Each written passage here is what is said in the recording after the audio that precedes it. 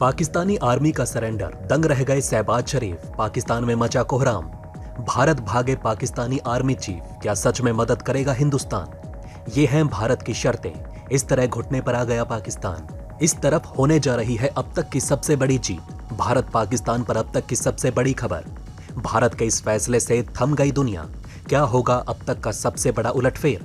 देखती रह गई दुनिया, कैसे दिल्ली में पहली बार हुआ ऐसा, पाकिस्तान को पड़ जाएंगे लेने के देने। दोस्तों, कहा जाता है कि दिन में देखे सपने पूरे होते हैं, खासतौर पर उस सपने को तो पूरा होना ही पड़ेगा जो 130 करोड़ लोग 70 साल से देख रहे हैं। सालों से दुनिया भर में पीओके के लिए लड़ाई लड़ रहे भारत को आज नहीं तो कल जीत मिलने वाली है। ऐसे में पड़ोसी पाकिस्तान से खबर आ रही है जो भारत को उछलने पर तो मजबूर कर ही देगी, लेकिन उसके साथ साथ सोचने पर भी मजबूर कर देगी।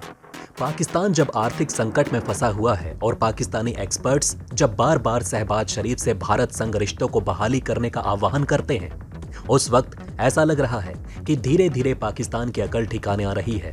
पहली बार पाकिस्तान की सैन्य अधिकारियों की एक टीम भारत पहुंची, जिसके बाद उम्मीद लगाई जा रही है कि अगले कुछ महीनों में दोनों देशों के रिश्तों में कुछ सुधार देखने को मिल सकता है।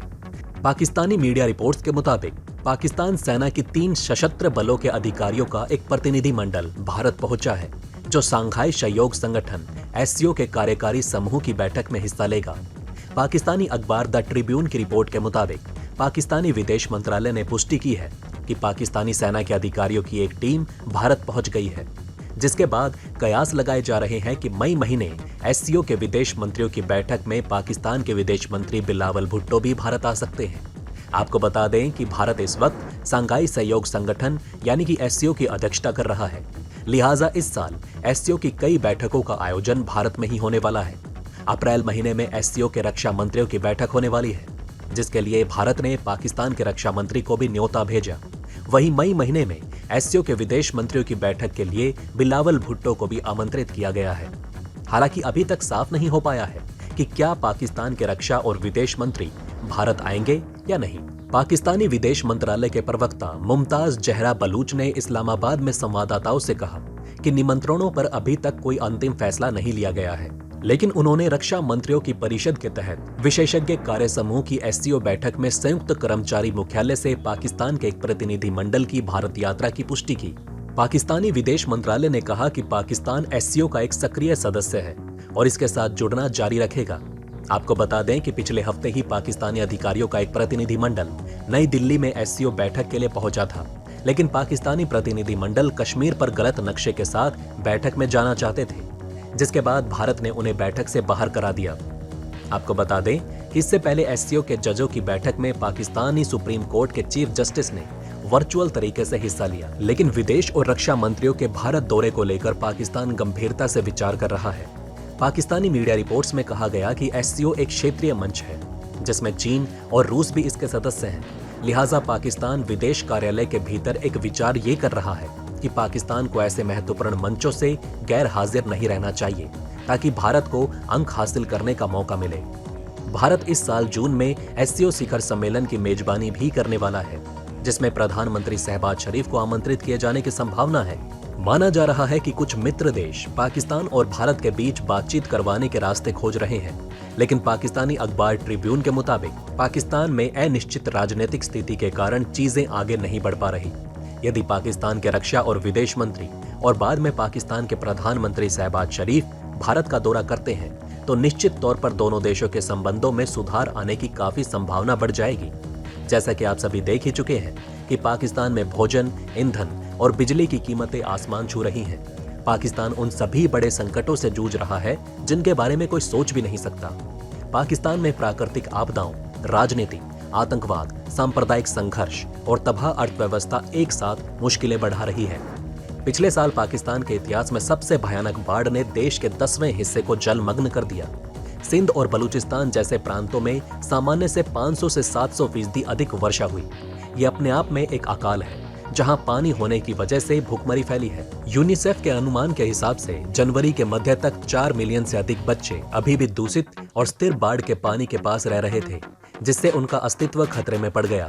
इससे न केवल कुपोषण बल्कि मलेरिया, डेंगू, टाइफाइड और त्वचा संक्रमण जैसी बीमारियों का प्रकोप भी हो सकता है। जलवायु संकट के अलावा पाकिस्तान को राजनीतिक संकट का भी सामना करना पड़ता था। तब पाकिस्तानी संसद में अविश्वास प्रस्ताव के बाद इमरान खान को प्रधानमंत्री पद से हटाना पड़ा था। वोट से पहले डिप्टी स्पीकर ने नेशनल असेंबली को भंग करने की कोशिश की थी, लेकिन उनके फैसले को सुप्रीम कोर्ट ने रद्द कर दिया। जलवायु और राजनीतिक संकट के अलावा पाकिस्तान बढ़ते आतंकवाद और सांप्रदायिक हिंसा की चपेट में है और पाकिस्तान को ये मुसीबतें ऐसे नचा रही हैं कि अब भारत को इनसे बहुत बड़ा खतरा होने को है। पाकिस्तान में तालिबान समर्थक तत्वों को मदद मिल रही है। ऐसे में आत्मघाती बम धमाकों का सिलसिला बढ़ता ही जा रहा है। इसके अलावा पाकिस्तानी सेना और पुलिस पर आए दिन हमले हो रहे हैं। परमाणु शक्ति संपन्न पाकिस्तान का पतन भारत के लिए अच्छी खबर नहीं। एक अस्थिर पाकिस्तान का मतलब कट्टरपंथी चरमपंथी इस्लाम का उदय होगा, जो भारत के लिए नहीं बल्कि पूरी दुनिया के लिए खतरा होगा।